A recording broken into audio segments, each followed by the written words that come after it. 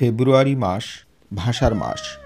বাঙালির জন্য ফেব্রুয়ারি মাসটি অত্যন্ত গুরুত্বপূর্ণ, কারণ 1952 সালের এ মাসেই বাংলাকে মাতৃভাষা করার দাবিতে ও বাংলা ভাষায় কথা বলার অধিকার আদায়ের জন্য প্রাণ দিয়েছিলেন বরকত, সালাম, রফিক, জব্বার ও শফিউরের মতো আরও অনেক ভাষা সৈনিক।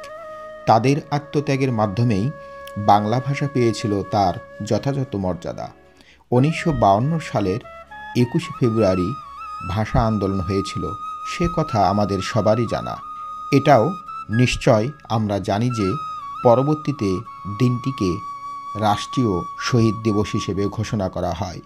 আর সবচেয়ে গৌরবের আর আনন্দের কথা হলো, আমাদের ভাষা দিবসের প্রতি, অর্থাৎ ভাষার জন্য বাঙালির আত্মত্যাগের প্রতি সম্মান দেখিয়ে ইউনেস্কো 1999 সালের 17 নভেম্বর দিনটিকে আন্তর্জাতিক মাতৃভাষা দিবস হিসেবে স্বীকৃতি দেয়। সেই থেকে 21শে ফেব্রুয়ারি আন্তর্জাতিক মাতৃভাষা দিবস হিসেবে পালিত হয়ে আসছে। তাই স্বাভাবিকভাবেই ফেব্রুয়ারি মাসটি শুধুমাত্র আমাদের জন্য নয়, গোটা পৃথিবীর জন্যই হয়ে উঠেছে ভাষার প্রতি শ্রদ্ধা জানানোর মাস।